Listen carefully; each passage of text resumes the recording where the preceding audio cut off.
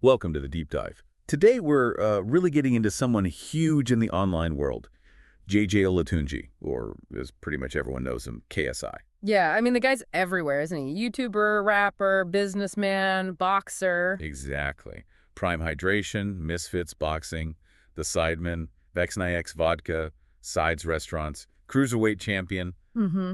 It's a lot. It really is. And we've got this great resource here, basically an academic guide for media studies students, looking specifically at KSI. Right, so our mission today is to use that guide to, unpack KSI. Yeah. We'll be looking through the lens of media language, representation, media industries, and audiences. Basically pulling out the key stuff, how he works, why he's so significant in media today, all based on this resource. Okay, cool. So let's kick things off with media language. The resource frames KSI less as fitting a specific genre and more like a brand. Yeah. Kind of like other big internet influencers. Exactly. He jumps on trends early. You know, those early Let's Play FIFA videos, Yeah. comedy with the Sidemen, prank videos, even those diss tracks. So how did that early stuff, measure up against the sort of emerging rules of online video back then? Did he follow the script or break it?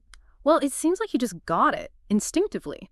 The Let's Plays weren't just gameplay. He was talking right to you, the viewer. Felt immediate. Right, that direct address thing. Yeah, and the Sidemen stuff was all about that unscripted, sometimes pre-raw humor. Very different from polished TV, wasn't it? And that built the authenticity the resource talks about. Okay, thinking about different languages. Mm-hmm. His 2022 music video, not over yet, looks like a typical hip-hop video in many ways. Mm-hmm. But the resource says the extra bits behind the scenes, lyric videos, were important. What do they add? Why do artists like him do that? It's all about deepening that connection, isn't it? Those extras make you feel like you're getting the inside scoop, seeing the real person behind the polished video. So it's feeding back into that influencer model. Yeah. Perceived authenticity again. Totally. Even in a traditional format like a music video, he's layering it to keep that direct, relatable feel. And this resource really hammers home that point. Authenticity, relatability. That's how YouTubers connect. Unlike, say, older Hollywood stars selling beauty and luxury. Yeah, it highlights the techniques KSI used, talking straight to camera, often in like his bedroom or a simple studio. Lo-fi settings, yeah. Yeah. And the language slang, internet terms. Using young urban male language, yeah. And having guests like his brother Deji or other internet celebs, it builds that community feel. Like you're part of the group. Exactly, feel invited in. Then there's the, let's say, rougher side. Those early videos, like Right. FIFA 13 Blacks versus the World, the banter was unfiltered. Yeah, the resource points out some of it was pretty crude, even racist or homophobic by today's standards, definitely. Which raises that question the resource asks. Mhm. Why was that maybe more acceptable, or at least why did it fly online back then in a way it never would on TV? Well, I think in those early YouTube days, there was this sense of, like, anything goes. Pushing boundaries was part of the appeal for some. So the lack of polish, even the offensive stuff, could seem more real. Potentially, yeah. For a certain audience, it felt less censored, more authentic, even if it was controversial. It could create this weird sort of bond, like being in on a shared joke, even a bad one. But he obviously didn't stay there. His image evolved massively. The resource shows him moving into mainstream hip-hop, big production videos, Professional boxing events, huge crowds. and popping up on regular TV, like the Big Narsty Show, which kind of fits. But then Celebrity Bake Off, Blue Peter, that's a real range. It really shows how his brand had to adapt and broaden as his fame grew. He's presenting different sides of himself for different platforms, shows the complexity. The resource mentions an Esquire interview, called his first big mainstream one. And apparently he talked about his values changing, becoming more of a role model. Yeah, that's significant, isn't it? It's him consciously saying, okay, I have this platform, this influence, I need to think about that. A sign of maturing, maybe? Acknowledging the impact. Def- What about those old KSI reaction videos he does, where he watches his old clips and, cringes? The resource suggests this actually helps his image now. It's clever, right? It makes him seem human. He's looking back, maybe embarrassed. And his audience, especially those who grew up with him, feel like they're sharing that journey. Look how far we've come, kind of thing. Exactly. It manages the past while reinforcing his current image. Let's talk intertextuality. The resource notes his early stuff was tied directly to FIFA. Then he used that gaming fame to launch comedy and music with the Sidemen. And the boxing, borrowing all the tropes, training montages, call-outs, the big fight feel. The Not Over Yet video even visually references Rocky, apparently. Oh, he's constantly weaving in other media references. Yeah, he's tapping into things the audience already knows and understands. Gaming culture, boxing movie narratives. It gives the content layers, makes it richer. Okay, let's get theoretical. Baudrillard and simulacrum.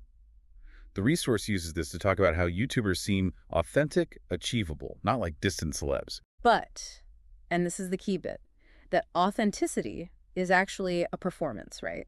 A construct. So the static camera, the messy room, Yeah. the banter, it's all part of crafting that cocky, cool older brother persona the resource mentions. Precisely. It's Baudrillard's idea the representation becomes the reality for the audience. It feels real, even though it's carefully constructed. The lo-fi look, the edgy chat, it all builds that specific image. And the resource says it's tough for influencers to keep that real vibe when they get huge and start selling stuff. How has KSI managed that? Well, it suggests he evolved the persona, but kept core bits, especially through boxing.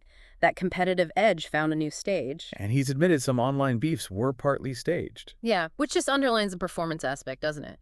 These online dramas are often crafted for maximum engagement. It's a balancing act.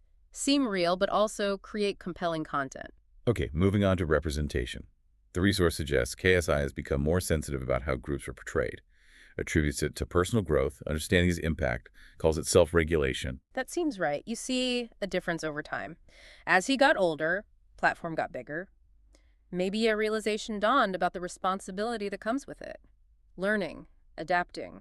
The resource asks us to think back to the early stuff who was being made fun of. Was content offensive? And crucially, why did some younger viewers maybe see that as more authentic than mainstream TV back then? It's about different expectations, maybe. Yeah, that idea that raw equals real, even if it's problematic. It's a tricky one. Definitely complex. Maybe it felt rebellious, anti-establishment in a way, even if the content itself was questionable. Compare that to, say, the Logan Paul fight buildup. Mm-hmm. The resource says his tone changed, his values seemed different. He even painted the Pauls as bad influences. Right, so he positioned himself there as representing certain online community values, perhaps, standing against a particular type of online behavior. It was smart positioning for that fight, for sure. Generated massive hype, but also maybe resonated with a part of his audience who felt the same way. Let's break down that cocky, cool older brother persona the resource mentions. It lists things like competitive, bit suspicious of femininity, driven by success, uncompromising, rude humor, very traditional masculinity tropes. Absolutely. It's a performance drawing on those well-worn ideas of what it means to be masculine in a certain way. Clearly, it worked for a large audience. But the resource also stresses the positive representation, especially for young, Black, British men. His story struggles at school, then huge entrepreneurial success. That's inspiring for fans. Yeah, and his name, knowledge, strength, integrity. The resource suggests he tries to embody that, creating a positive image, challenging stereotypes. That's a really important counterpoint. He's a visible success story, built on his own terms, using new platforms. Definitely. Provides a different kind of role model, maybe more relatable for some young people than traditional celebrities or career paths. And the boxing career adds to that. The resource frames it beyond just fighting. Yeah, the initial Joe Weller fight might have been raw machismo, maybe. But the later stuff, the dedication, training, winning, it fits that classic sports narrative. Underdog makes good. Mm-hmm. Like Rocky, as mentioned before. Exactly. Shows ambition, perseverance, adds another layer to who he is or the image he projects. The resource also talks about how audiences interpret all this and how that's shaped by social and cultural context, like his direct interaction with fans. And how he's responded to criticism about sexist or racist comments in the past. Apologies, acknowledgments of growing awareness. Yeah, it mentions how comment sections almost reflect bigger cultural shifts like Me Too or Black Lives Matter. The audience talks back. It's that feedback loop again. Social media makes it instant. Creators can't really ignore dominant cultural conversations if they want to stay relevant, or at least manage their image effectively. So has he become more woke or politically correct? The resource kind of puts that question out there. It does. And it brings in Judith Butler's theory, gender as performance. It suggests looking at the Not Over Yet video. Yeah. The clothes, the boxing stance, the challenges in the montage. How do those things perform masculinity, reinforce traditional ideas? Exactly. It's about using theory to dissect the choices being made in the media text. How is gender being constructed here? And finally, on representation, David Gauntlet's idea that relatable figures help us figure out our own identities. KSI's changing roles, gamer, musician, boxer, reflect identity is fluid. Yeah, and the new versus old KSI stuff reinforces that. It sort of gives permission for change, for evolution, shows the audience it's okay to grow and shift. Makes sense. He provides a kind of map for navigating different stages or roles. Potentially, yeah. For an audience growing up alongside him, that could be quite powerful. Okay, shifting gears to media industries. KSI's journey is insane, right? Bedroom videos, zero budget. 2 huge online events. The resource points out his Joe Weller fight apparently had more online viewers than the actual FA Cup final in 2017. Wow, that just shows the scale of the disruption. Totally highlights how much power has shifted towards these online platforms and creators. And his U.S. success. The resource puts it down to that confident, almost arrogant style backed up by achievement, plus that make local, distribute global thing. Yeah, having a strong, authentic British voice, but using YouTube's global reach, it's a smart play. Got an international audience that way. Definitely. He tapped into something universal, perhaps. That drive, that confidence. The resource also flags the strategic beefs, like with Logan Paul, as key for cracking the U.S. market. And collaborating with big U.S. artists like Lil Wayne on his album, it's all about expanding reach. Very calculated moves to grow his audience and fame over there. Seems like it. Building bridges into that massive U.S. entertainment market. Let's talk money. Economic factors. The resource is quite direct. KSI is open about liking success, money. And his content being designed to get YouTube hits, sponsorships, boxing and music drive merch sales. He set up Misfits Boxing to run the fights. And he's a director of Nemetis, the company handling the pay-per-view streaming. He owns a lot of the pipeline. He's built a proper ecosystem around himself. It's not just content, it's a business empire. Diversified revenue, control over production and distribution. Very savvy. This ties into Hesman Hawes' theory, the idea that the internet isn't that radical because big companies still dominate. But KSI seems to challenge that. Yeah, the resource positions him as a counterexample. Independent production, owning his own companies. Seems like he bypassed the old gatekeepers. He built his own thing. Largely, yes. Though, he still relies heavily on YouTube as the platform, so the big tech companies are still gatekeepers in a way, just different ones with maybe looser rules than old TV networks. Good point. And finally, the resource mentions the we media idea. Cheap tech, digital convergence. The rise of prosumers, people producing and consuming media, challenging the old top-down model. And KSI is like a prime example, using sponsorships to fund it all, staying independent from traditional media outlets. Exactly. He embodies that shift. Individuals building huge media presences, finding new ways to monetize, often outside the established systems. It's a different world. Okay, last section, audiences. The resource starts with basics, how industries categorize people, age, gender, class, etc. And notes. KSI's early stuff clearly aimed young, mostly male. The laddish banter, the gaming, the beefs, it hit that specific demographic. Plus the aspirational side, the DIY success story, appealing to young, ambitious types. Yeah, that narrative of proving people wrong, making it big from his bedroom. Very inspiring for a certain audience. But audiences interpret things differently, right? The resource mentions the controversies, his evolution, the old versus new content, catering to different fans. And acknowledges that, say, older middle-class people might just not get the appeal at all. It highlights that subjectivity. What one group loves, another finds baffling or offensive. Absolutely. Perception is never uniform. Depends on your background, your values, everything. KSI's changes show he's aware of that, trying to manage those different readings. The resource brings in Stuart Hull's reception theory here, thinking about different readings of his videos. Yeah, like what was the intended meaning of an early video? How might a fan decode it versus someone finding it now?